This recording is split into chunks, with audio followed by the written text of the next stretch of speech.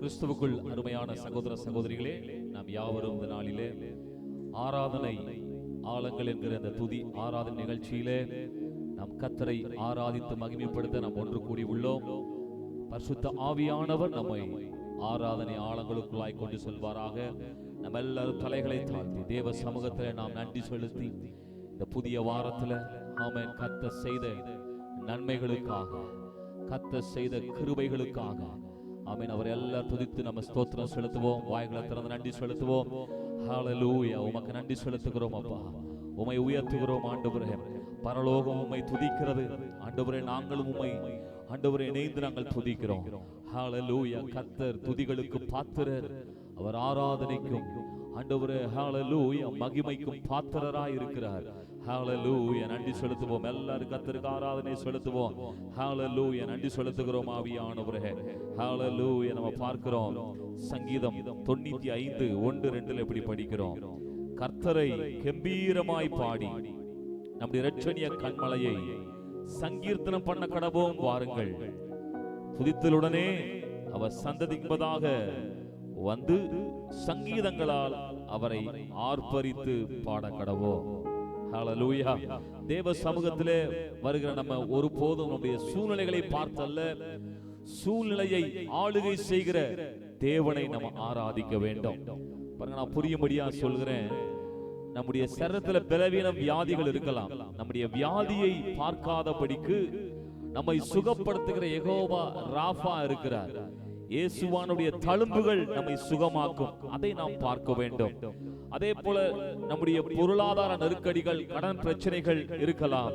அதை பார்க்காதபடிக்கு ஐஸ்வர்ய சம்பனராய் இருக்கிற, நமக்காக தரித்திர கோலமாய் தொங்கின இயேசுவை நோக்கி பார்க்கும் பொழுது, அவருடைய நாமத்தை உயர்த்தும் பொழுது, நம்முடைய தோல்வியை பார்க்காதபடிக்கு நமக்கு ஜெயத்தை கொடுக்கிற, கிறிஸ்துவுக்குள்ளே நம்ம எப்போது வெற்றி சிறக்க பண்ணுகிற நாம் தேவனை ஆராதிக்கும் பொழுது ஆண்டவர் நம்முடைய சூழ்நிலைகளை மாற்ற வல்லவராய் இருக்கிறார்.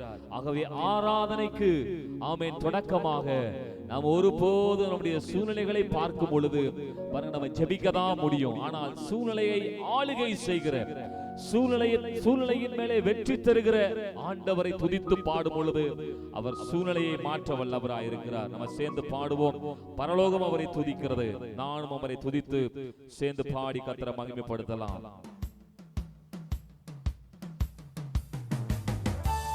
பரலோகமே உம்மை துதிப்பதா, கர்த்தாவே நீர் அங்கே வாழ்கிறீர். ஆலயத்தில் உம்மை துதிக்கிறோம். கர்த்தாவே நீர் எழுந்தருளும். சேர்ந்து பாடலாம்.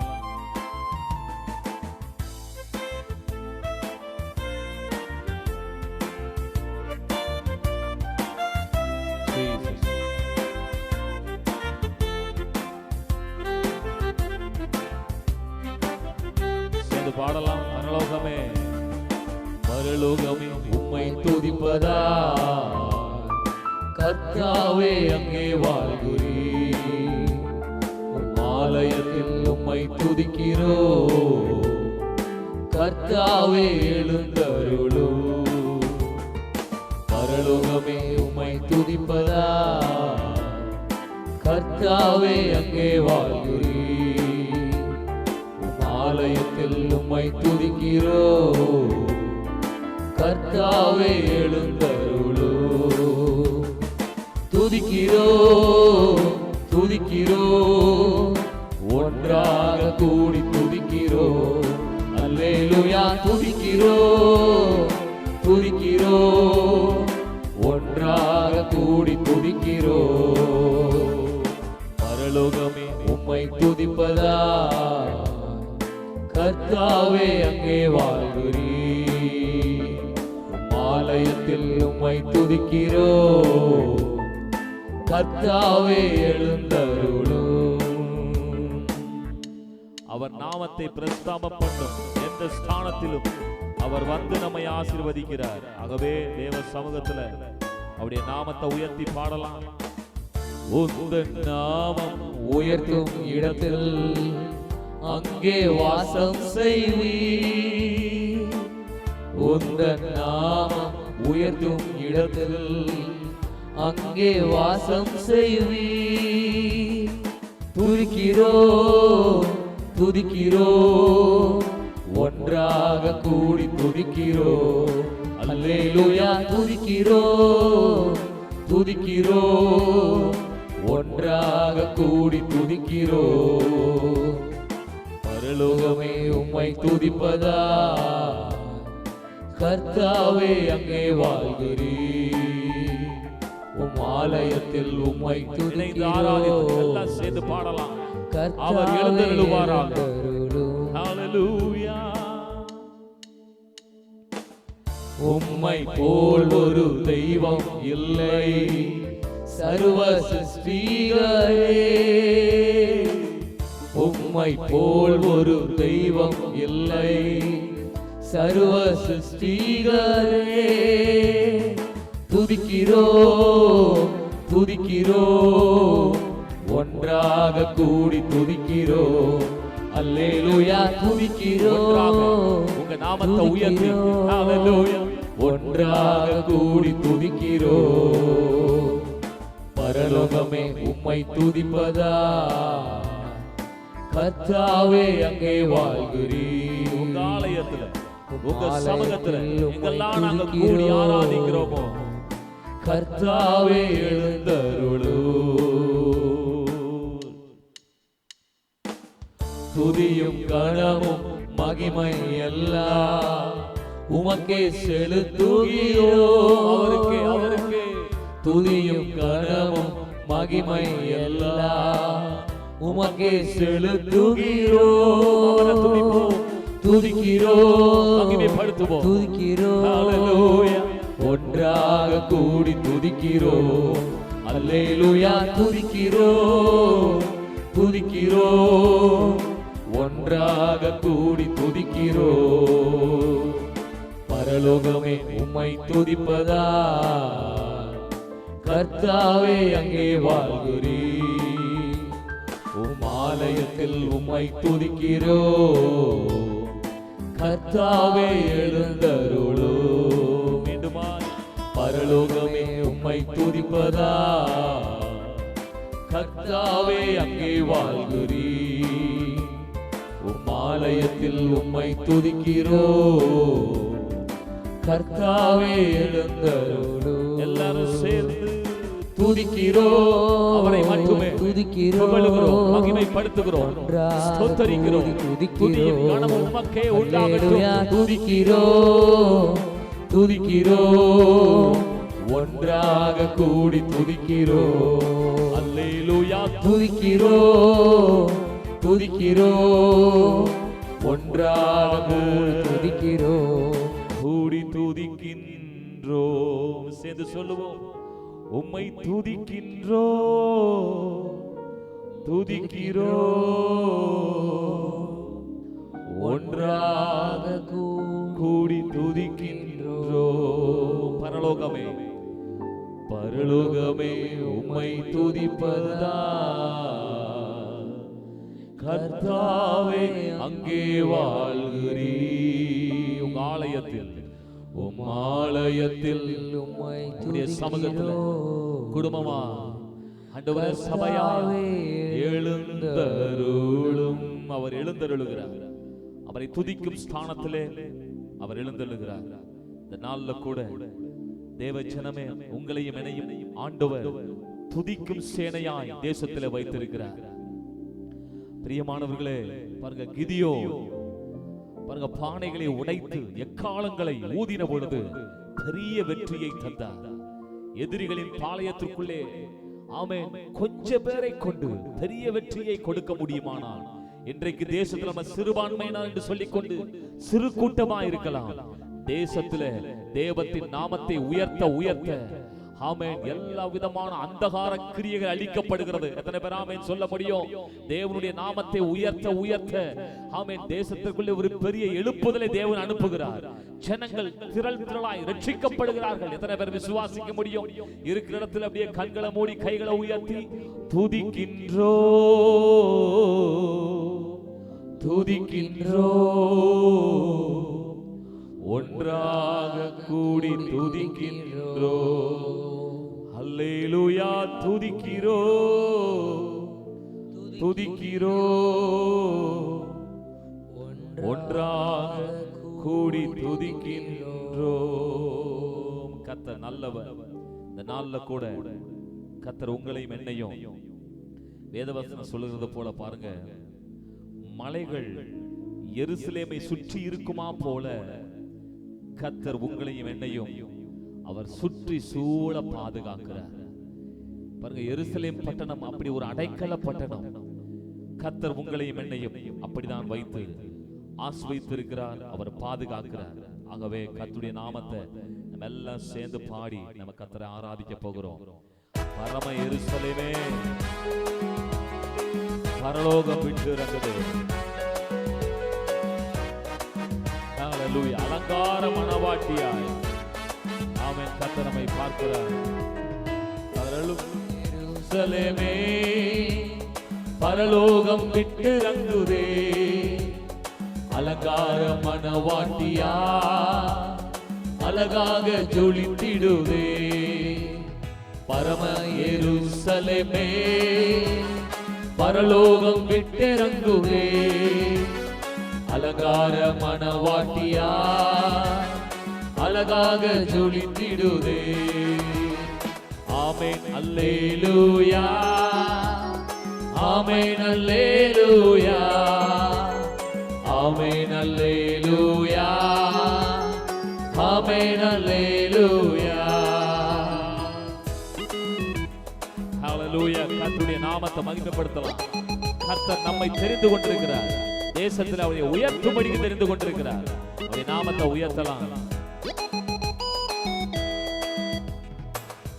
யாரின எருசலேமே சுயாதீன எருசலேமே பரம எருசலேமே பரலோகம் விட்டிறங்குதே, அலங்கார மணவாட்டியாய் அழகாக ஜொலித்திடுதே. ஹல்லேலூயா, ஹல்லேலூயா. கர்த்தருக்கு நாமத்தை துதிகளை ஏறெடுத்துக் கொண்டே இருப்போம். நன்றி செலுத்தி பாடுவோம். நம்மை தெரிந்து கொண்டார், அழைத்தார், மகிமைப்படுத்தி இருக்கிறார். ஜீவதேவன் நகரினில் குடி புகுந்தே, சீயோன் மலை சீருக்கு சொந்தமானே. நீதி தேவன் நீலடி சிரம் புகுந்தே, நீதிமான்கள் ஆவியில் மறுவினிட்டே. மேலான எருசலேமே, ஆமென், மேலான எருசலேமே பரம எருசலேமே பரலோகம் விட்டிறங்குதே, அலங்கார மணவாட்டியாய் அழகாக ஜொலித்திடுதே. ஆமென் அல்லேலூயா, ஆமென் அல்லேலூயா, ஆமென் அல்லேலூயா, ஆமென் அல்லேலூயா. சொல்லலாமா? ஆமென் அல்லேலூயா. அப்படியே ஆகட்டும். தேவனுக்கு மகிமை. ஆமென் அல்லேலூயா, ஆமென் அல்லேலூயா, ஆமென் அல்லேலூயா. கர்த்தர் நல்லவர், அவரை துதியுங்கள். அவர் கிருபை என்றும் உள்ளது. யோசுவா இப்படி சொல்றாரு, நானும் என் வீட்டாருமோ வென்றார் கர்த்தரையே சேவிப்போம். நீங்கள் யாரை சேவிப்பீர்களோ இல்லையோ, நாங்கள் கர்த்தரையே சேவிப்போம்.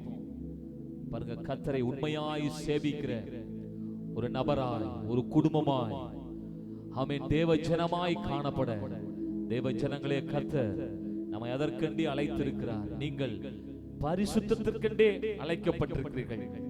ஆகவே அருமையானவர் தேவனுடைய ஜனங்களே, இந்த நாள்ல அவருடைய பிரசன்னத்தில் இருக்கிற நீங்களும் நானும் அவருடைய சமூகத்தில் உணர்ந்து சொல்லுவோம், நானும் என் வீடும் என் வீட்டார் அனைவரும் நாங்கள் உமையே நாங்கள் சேவை செய்வோம், சேவிப்போம், சேவிப்போம், உமக்கு நன்றி செலுத்துகிறோம். நம்ம எல்லாரும் சேர்ந்து பாடலாம். நானும் என் வீடும் என் வீட்டார் அனைவரும் உம்மையை சேவிப்போம்.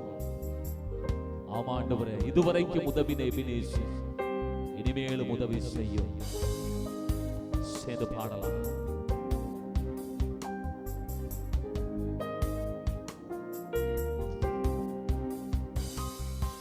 நானும் என் வீடும் என் வீட்டார் அனைவரும் ஓயாமல் நன்றி சொல்வோம்.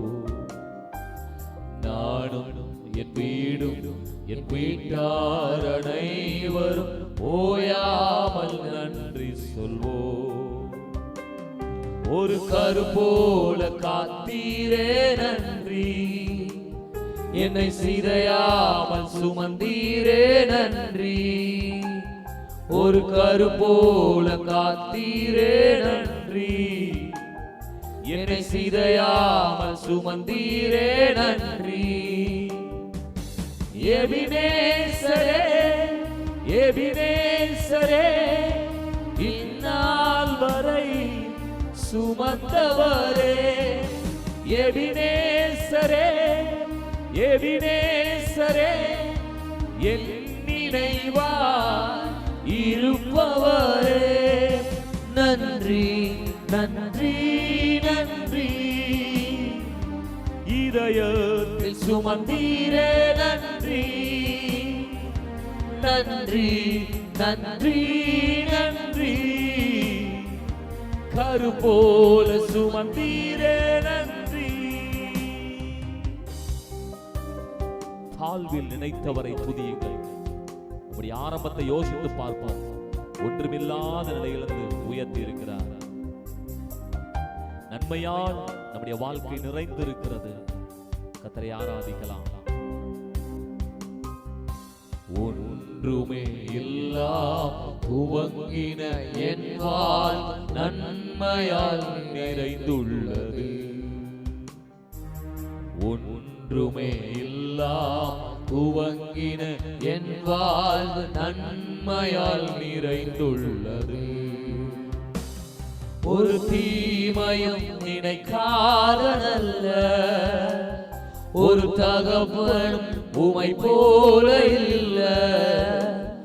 ஒரு தீமையும் நினைக்காத நல்ல ஒரு தகப்பனும் உமை போல இல்ல. கரங்களை உயர்த்தி எபினேசரே எபினேசரே, இந்நாள் வரை சுமந்தவரே. எபினேசரே எபினேசரே, என் நினைவாய் இருப்பவரே. நன்றி நன்றி நன்றி, இதயத்தில் சுமந்தீரே நன்றி. நன்றி நன்றி நன்றி, கரு போல் சுமந்தீரே நன்றி. ஒவ்வொரு நாளும் அற்புதமாய் நம்மை நடத்தி கொண்டு வருகிறார். நம்முடைய தேவைகள் எல்லாவற்றையும் சந்திக்கிறார். நன்றி செலுத்தி பாடுவோம். அன்றன்றை காண என் தேவைகள் யாவையும், அன்றன்றை காண என் தேவைகள் யாவையும் உம் கரம் நல்கினதே. அன்றன்றை காண என் தேவைகள் யாவையும் உம் கரம் நல்கினதே. நீ நடத்திடும் விதங்களை சொல்ல ஒரு பூரண வார்த்தையே இல்ல. நீங்க நடத்திடும் விதங்களை சொல்ல ஒரு பூரண வார்த்தையே இல்ல. எபினேசரே எபினேசரே, இந்நாள் வரை சுமந்தவரே. எபினேசரே எபினேசரே, என் நினைவாய் இருப்பவரே. நன்றி நன்றி நன்றி, இதய ஆராதத்தில் சுமந்தீரே நன்றி நன்றி நன்றி நன்றி கரு போல சுமந்தீரே. ஹல்லேலூயா. இந்த உயர்வெல்லாம் எங்கள் திறமையில் அல்ல, கர்த்தர் எங்களை பயன்படுத்துவதெல்லாம் எங்கள் அனுபவத்தில் எங்கள் ஞானத்தில் இல்லவே இல்லை. எங்கள் மேன்மையெல்லாம் அவருடைய கிருபையினால. ஞானிகள் மத்தியில் பைத்தியம் என்னை அழைத்தார். ஞானிகள் மத்தியில் பைத்தியம் என்னையும் அழைத்தது அதிசயமே. ஞானிகள் மத்தியில் பைத்தியம் என்னையும் அழைத்தது அதிசயமே. நான் இதற்கான பாத்திரனல்ல, இது கிருபையே வேறொன்றுமில்ல. நான் இதற்கான பாத்திரனல்ல, இது கிருபையே கர்த்தரை ஆராதித்து எபினேசரை, எபினேசரே எபினேசரே இந்நாள் வரை சுமந்தவரே. எபினேசரே எபினேசரே என் நினைவாய் இருப்பவரே. நன்றி நன்றி நன்றி இதயத்தில் சுமந்தீரே. நன்றி நன்றி நன்றி நன்றி கரு போல சுமந்தீரே. நன்றி சொல்லலாம் ஆண்டவரை பார்த்து, ஒரு கருவை போல. நன்றி இதயத்தில் சுமந்தீரே. நன்றி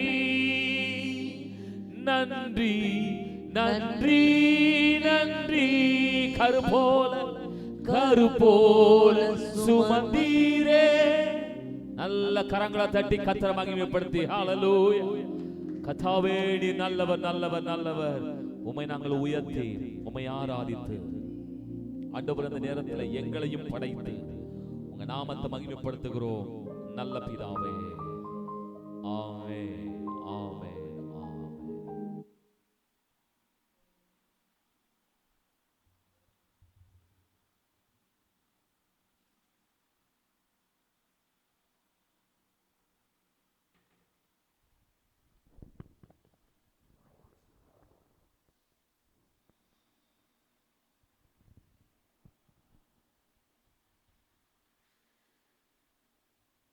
கிறிஸ்துவுக்குள் அன்பார்ந்த சகோதர சகோதரிகளே, இந்த நாளிலே கூட நம்ம எல்லாரும் இந்த ஆராதனை நிகழ்ச்சியிலே நம்ம கர்த்தரை ஆராதிக்க இப்படி கர்த்தர் ஒவ்வொரு வாரமும் புதன்கிழமை தோறும் நமக்கு கிருபை செய்கிறார். ஆகவே கர்த்தருடைய பெரிதான கிருபையினாலே இந்த ஆராதனை ஆழங்கள் அநேக மாத கணக்காக நம்ம இதை செய்யும்படியாய் ஆண்டவர் பரிசுத்த ஆவியானவர் நமக்கு உதவி செய்திருக்கிறார். ஆகவே இந்த ஆராதனைகளை உங்கள் நண்பர்கள், விசேஷமாய் கிறிஸ்தவ நண்பர்களுக்கு நீங்க அனுப்புங்க. நம்ம எல்லாம் சேர்ந்து கர்த்தரை இப்படியாக ஆராதித்து ஆமென் கர்த்தருடைய நாமத்தை தேசத்துல மகிமைப்படுத்துவோம். கர்த்தர் தேசத்திலே பலமாய் கிரியை செய்வார். ஆமென். ஆகவே நீங்கள் இந்த ஆராதனை நிகழ்ச்சி ஒவ்வொரு புதன்கிழமை தோறும் மறவாதிருங்கள். அது மட்டுமல்ல, மாதத்தினுடைய கடைசி நாளிலே இயேசுவை கொண்டாடுவோம் என்கிறதான அந்த ஆராதனை நிகழ்ச்சியிலும் நீங்கள் கலந்து கொள்ளுங்கள். நீங்கள் நேரில் வருகிறவர்கள் நீங்கள் பெத்தேல் வர்ஷிப் சென்டர் ஆமென் மாப்பாளையத்தில் இருக்கிற அந்த சென்டருக்கு நீங்க வரலாம், நம்ம சேர்ந்து ஆராதிக்கலாம். ஆமென். மற்றவர்கள் நீங்கள் ஆன்லைன்ல நீங்க ஆராதிக்கும்படியாக அதில் கலந்து கொள்ளும்படியாக இயேசுவின் நாமத்தினாலே உங்களை அன்போடு கூட கேட்டுக்கொள்கிறோம். கர்த்தர் நல்ல விருந்த நாளிலும் நாம் தேவனுடைய வார்த்தையை ஆராதனுடைய ஆழங்களை நம்ம எஸ்ரா ஆலயத்தை பிரதிஷ்டை செய்து கர்த்தருக்கு ஆராதனை செய்கிற அந்த நல்ல ஒரு ஆராதனை நிகழ்ச்சியை நம்ம இன்றைக்கு தியானிக்க போகிறோம். கடந்த வாரத்திலே எஸ்ரா அந்த இரண்டாம் ஆலயத்தை கட்டி, அதாவது அடிக்கல் நாட்டின அந்த அஸ்திபாரம் போட்ட அந்த நாளிலே கர்த்தரை ஆராதித்ததை நம்ம தியானித்தோம். இப்போ அந்த ஆலயத்தை கட்டி முடித்து விட்டான். கட்டி முடித்து பாருங்க, அங்க தேவ ஜனங்கள் எல்லாரும் இணைந்து அங்கே அதை பிரதிஷ்டை செய்யும்படியான அந்த ஆராதனையில கூடி எப்படியாக கர்த்தரை ஆராதிக்கிறார்கள். இதை நீங்க எல்லாரும் எஸ்ரா 6ஆம் அதிகாரம் 15ஆம் வசனம் முதல் 22ஆம் வசனம் வரைக்கும் நீங்கள் திருப்பி வைத்துக் கொள்ளுங்கள். பாருங்க, அதுல இருந்து நம்ம இந்த ஆராதனையை தியானிக்க போகிறோம். முதலாவது 15வது வசனத்தை நம்ம சத்தம் வைத்து படிக்கலாம். படிப்போம். 15வது வசனம், 6ஆம் அதிகாரம் 15வது வசனம். ராஜாவாகிய தரியு அரசாளுகிற 6ஆம் வருஷம் ஆதார் என்னும் மாதம் 3ஆம் தேதியிலே அந்த ஆலயம் கட்டி முடிந்தது. ஹல்லேலூயா. ஹல்லேலூயா. அருமையானவர்களே, இந்த தேவனுடைய ஆலயம் அஸ்திமாரம் போடப்பட்டது. பாருங்க, மிகுந்த ஒரு நல்ல ஒரு உற்சாகத்தோடு கூட மகா கம்பீர சத்தமாய் கர்த்தரை ஆராதித்து கர்த்தரை மகிமைப்படுத்தி அங்கே அந்த அஸ்திபாரம் போடப்பட்டது. ஆனா பாருங்க, 18 ஆண்டுகள் இந்த ஆலயம் கட்டுவதற்கு தடை உண்டானது. பாருங்க, யோசித்து பாருங்க, தேவனுடைய ஆலயம், தேவனுடைய காரியம் எவ்வளவு வேகமாக தேவனுடைய காரியம் செய்யப்பட்டிருக்க வேண்டும், ஆலயம் கட்டப்பட்டிருக்க வேண்டும். ஆனால் 12 ஆண்டுகள் பாருங்க, தடைகள், கட்ட முடியாதபடிக்கு அநேக தடைகள் வருகிறது.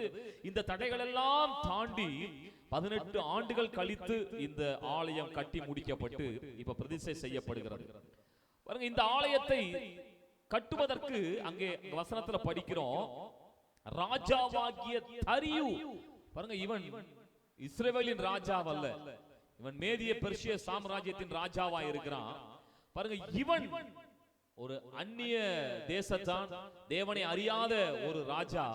பாருங்க, இவன் இந்த ஆலயத்தை கட்டி முடிப்பதற்கு இவன் உதவி செய்கிறான். கர்த்தருக்கு மகிமை செலுத்துவோம். பாருங்க, தேவ ராஜ்யத்தை கட்டி முடிப்பதற்கு பாருங்க, இந்த அந்நிய தேசத்தினுடைய ராஜா அவ்வளவு ஆர்வம் காட்டுகிறதை பார்க்கிறோம். அப்படி என்றால் தேவ ஜனங்கள் அப்போ எவ்வளவு ஆர்வம் காட்டியிருக்க வேண்டும். ஆனால் 18 ஆண்டுகள் பாருங்க, ஆலயம் கட்டி முடிக்க முடியாதபடிக்கு தடைபட்டு காணப்பட்டது.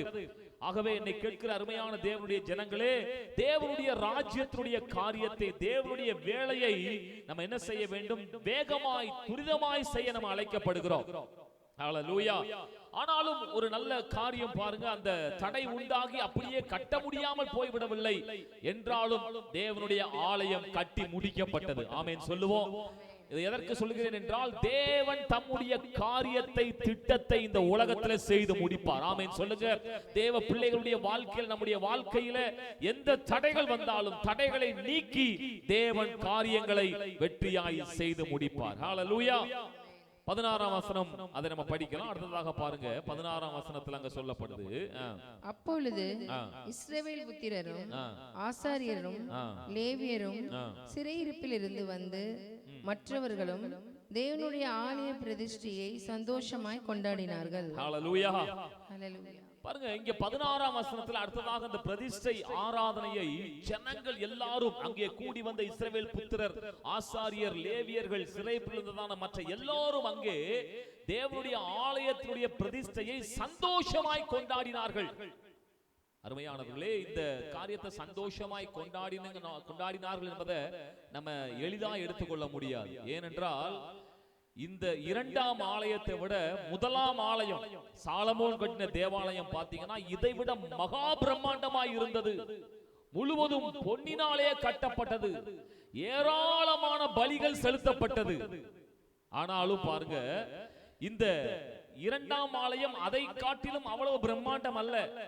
அது ஒரு சாதாரணமான, ஒரு எளிமையான ஆலயமாய்த்தான் அதை நம்ம கம்பேர் பண்ணும் போது இருந்திருக்க முடியும். ஆனால் இந்த 2ஆம் ஆலயத்தை குறித்து ஏன் இவ்வளவு சந்தோஷப்படுகிறார்கள் பாருங்க. ஏன்னா இந்த ஆலயம் மிகுந்த மகிமை உள்ள ஆலயம். ஆகவே தான் இந்த ஆலயத்தை குறித்து ஆகாய் தீர்க்கதரிசனத்தில் சொல்லும் பொழுது இப்படி சொல்லுகிறான், முந்தின ஆலயத்தின் மகிமையை விட பிந்தின ஆலயத்தின் மகிமை பெரிதாயிருக்கும். ஆமென். ஹல்லேலூயா. அந்த பிந்தின ஆலயத்தினுடைய மகிமை என்ன தெரியுமா? ஒன்றை புரிந்து கொள்ளுங்க. பாருங்க, பொன்னை விட, பொருளை விட, மற்ற அலங்காரங்களை விட, பெரிய பெரிய ஏராளமான பலிகளை விட, பிரம்மாண்டமான காரியங்களை விட பாருங்க, இந்த பிந்தின ஆலயத்துல தான் இயேசு கிறிஸ்து அங்கே அந்த ஆலயத்துல பிரதிஷ்டை பண்ணப்படுகிறார்.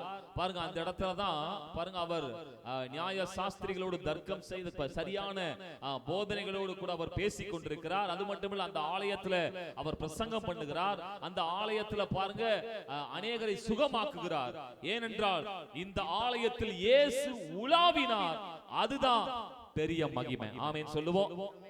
பாருங்க, பெரிய பிரம்மாண்டமான கட்டிடங்கள் இருந்தோம், அதிலே இயேசு இல்லாவிட்டால், அங்கே ஆண்டவருடைய ஆவியானுடைய அசைவாடுதல் காணப்படாவிட்டால் அங்கே ஒரு பிரயோஜனமும் இல்லை. ஆகவே தான் இங்கே சொல்லப்பட்ட வார்த்தை, முதலாம் ஆலயத்தை விட இரண்டாம் ஆலயம் ஏன் மகிமை நிறைந்ததாய் இருந்தென்றால், அது பார்வை அளவிலே மகிமை உள்ளதாய் காணப்படாவிட்டாலும் பாருங்க, இயேசு அங்கே உலாவினபடியினால் ஆவிக்குரிய மகிமை காணப்பட்டது. நல்ல கரங்களை தட்டி கர்த்தரை மகிமைப்படுத்துவோம். ஹalleluya. அடுத்ததா பாருங்க 17ஆம் வசனத்துல பார்க்கிறோம், அந்த ஆலயத்தினுடைய அந்த பிரதிஷ்டையில, தேவனுடைய ஆலயத்தின் பிரதிஷ்டைக்காக 100 காளைகளையும் 200 ஆட்டுக்கடாக்களையும் 400 ஆட்டுக்குட்டிகளையும் இஸ்ரவேல் கோத்திரங்களுடைய இலக்கத்தின்படியே இஸ்ரவேல் அனைத்து பாவ நிவாரண பலிக்காக 12 வெள்ளாட்டு கடாக்களையும் பலியிட்டு, மோசேயின் புஸ்தகத்தில் எழுதியிருக்கிறபடியே அவர்கள் எருசலேமினுடைய தேவனுடைய ஆராதனைக்கென்று ஆசாரியரை அவர்கள் வகுப்புகளின்படியும் லேவியரை அவர்கள் முறை வரிசைகளின்படியும் நிறுத்தினார்கள். ஹalleluya. பாருங்க, இங்கே ஆராதனை இது பழைய ஏற்பாட்டின் முறைமைப்படி செய்யப்பட்டது.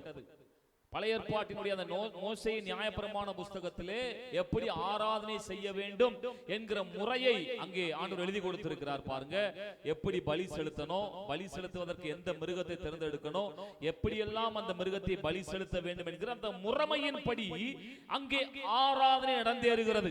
ஹalleluya. பாருங்க, பழைய ஏற்பாட்டிலே மிருகங்களை பலி செலுத்தி அங்கே கர்த்தர் ஆராதிக்கப்படுகிறார். ஆனால் புதிய ஏற்பாட்டின்படி பாருங்க, அங்கே நம்ம ஒரு மிருகத்தை பலி செலுத்தி நம்ம கர்த்தரை ஆராதிக்க வேண்டிய அவசியம் இல்லை. அங்க நம்ம பார்க்கிறோம், புதிய ஏற்பாட்டினுடைய ஆராதனை முறை என்னன்னா, உதடுகளின் கனியாகிய ஸ்தோத்திர பலியை தேவனுக்கு செலுத்த வேண்டும். ஆமென் சொல்லுவோம். அதுதான் கர்த்தருக்கு உகந்த அந்த சுகந்த அந்த ஸ்தோத்திர பலியா இருக்கிறது. அது மட்டுமல்ல, பாருங்க, அந்த நீங்க அந்த எபிரேயர்ல நீங்க அந்த 12ஆம் அதிகாரத்துல அந்த வசனங்கள் நீங்க படித்து பார்க்க முடியும். பாருங்க, உதடுகளின் கனியாகிய ஸ்தோத்திர பலியை செலுத்தணுமா, அதுக்கப்புறம் தான தர்மங்களை, அதாவது அநேக திக்கற்ற மக்களுக்கு, ஏழைகளுக்கு, விதவைகளுக்கு, இப்படி முடியாதவர்களுக்கு நம்ம தான தர்மங்களை செய்வது அவருக்கு உகந்த பலியா? அது மட்டுமல்ல, தேவ ராஜ்யத்திற்கென்று, தேவனுடைய வேலைக்கென்று, தேவனுடைய ஊழியத்திற்கென்று காணிக்கைகளை கொடுப்பது, இப்படிப்பட்ட பலியில தேவன் பிரியமா இருக்கிறார். ஆமென் சொல்லுவோம். இதுதான் புதிய ஏற்பாட்டினுடைய பலி. பழைய ஏற்பாட்டில் அவர்கள் சரியாக முறைமையின்படி, மோசேயின் முறைமையின்படி சரியாய் பலி செலுத்தினார்கள். ஆனால் புதிய ஏற்பாட்டின்படி நாமோ சரியான முறைமையின்படி செலுத்த வேண்டுமானால் கர்த்தருக்கு உதடுகளின் ஸ்தோத்திர பலியை செலுத்தணும். ஆமென் சொல்லுவோம். ஹalleluya. கர்த்தருக்கு நல்ல உள்ளத்தின் ஆழத்திலிருந்து எழும்புகிற ஸ்தோத்திர பலிகளை, துதியின் பலிகளை, ஆராதனையை செலுத்த வேண்டும். ஆமென் சொல்லுங்க. அதே போல நல்ல கர்த்தருக்கென்று கொடுக்கிறவர்களாக, அது மட்டுமல்ல ஏழைகளுக்கு, திக்கற்றவர்களுக்கு கொடுக்கிறவர்களாக இருக்கிற காரியத்திலே அதையே தேவன் உகந்த பலியாக புதிய ஏற்பாட்டிலே பார்க்கிறார். ஹalleluya. ஆகவே இதுதான் பாருங்க புதிய ஏற்பாட்டினுடைய ஆராதனை. பாருங்க, அன்றைக்கு எஸ்ராவினுடைய ஆராதனையில சரியாக தேவனுடைய பிரமாணத்தின்படி செய்யப்பட்டது. நாமும் அதே போல நமக்கு ஆண்டவர் கொடுத்திருக்கிற பிரமாணத்தின்படி செய்ய கடமைப்பட்டிருக்கிறோம். தொடர்ச்சியாக படிங்க, 19, 20, 21 வசனத்தை படிக்கலாம். சிறையிருப்பிலிருந்து வந்தவர்கள் முதலாம் மாதம் 14ஆம் தேதியிலே பஸ்காவையும் ஆசரித்தார்கள்.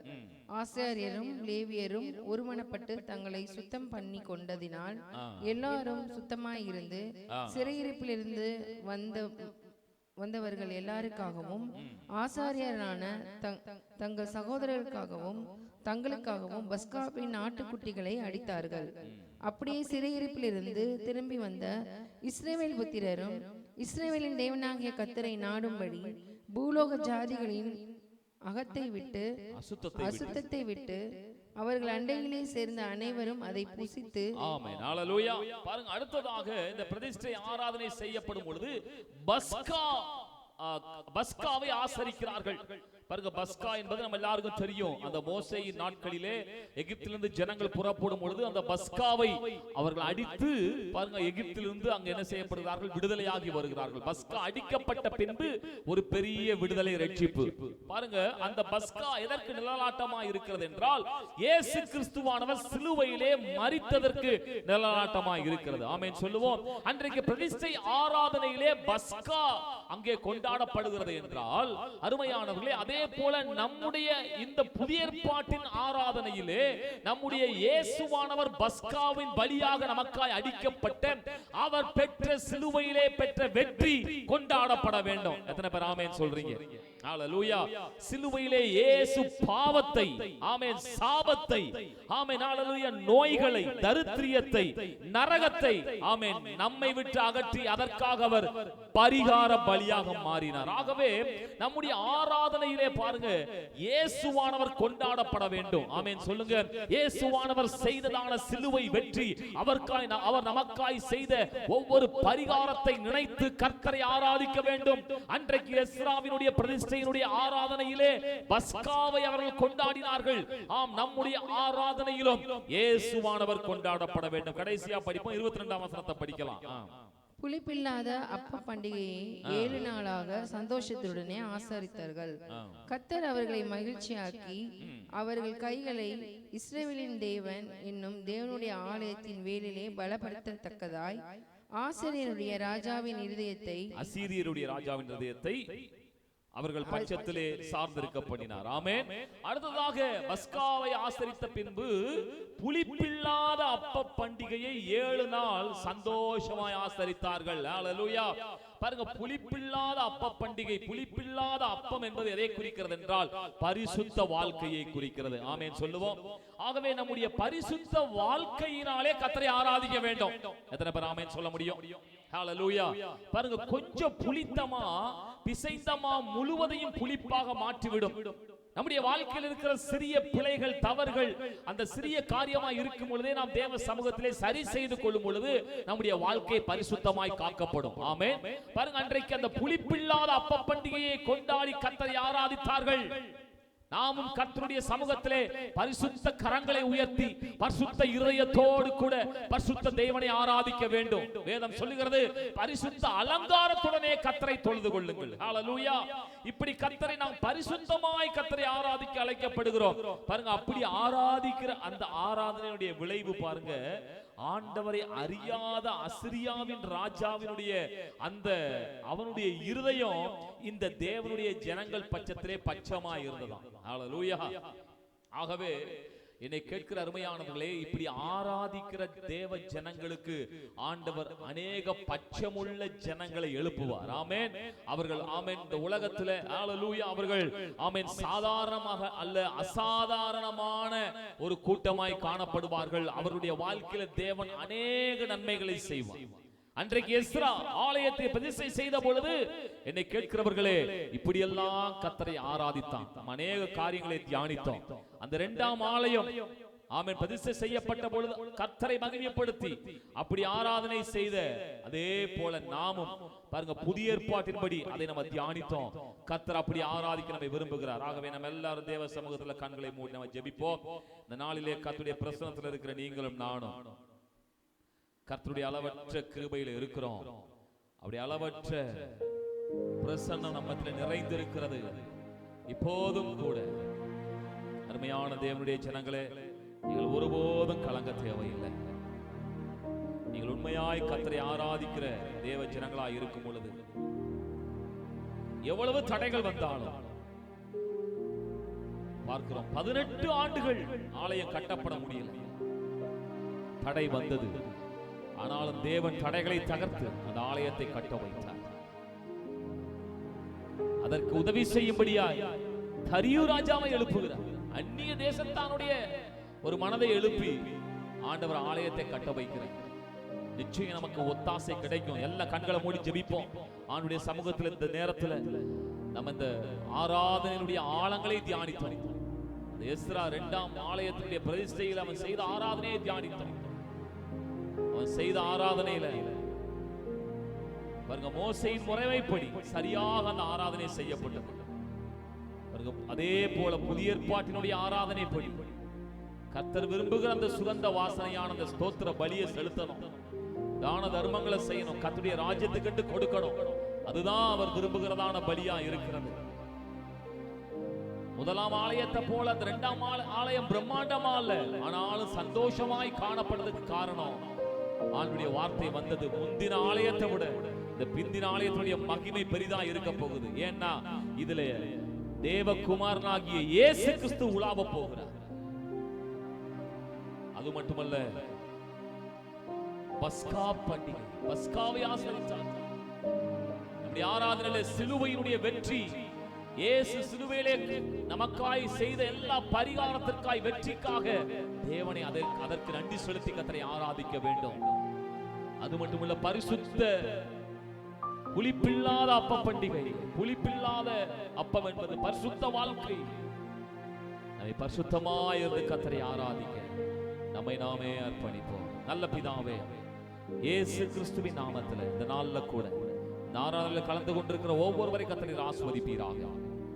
ஆண்டவரே, இந்த நாளிலே கூட அநேக ஆண்டுகளா என்னுடைய ஆசீர்வாதங்கள் நடைபெற்றுக் கொண்டிருக்கிறது என்று யோசித்துக் கொண்டிருக்கிற உம்முடைய பிள்ளைகளுக்கு கர்த்தர் தடைகளை நீக்கி ஆசீர்வாதத்தை கொண்டு வரும்படியாக சொல்லிக்கிறோம். 18 ஆண்டுகள் கடந்து போனால் ஆலயம் அதே இடத்திலே கட்டப்பட்டது உம்முடைய வார்த்தை நிறைவேற முடியுமானால் தேவன் இவர்களுக்கு கொடுத்த வாக்குத்தத்தத்தை நிறைவேற்றும்படியாக நாங்கள் ஜெபிக்கிறோம்.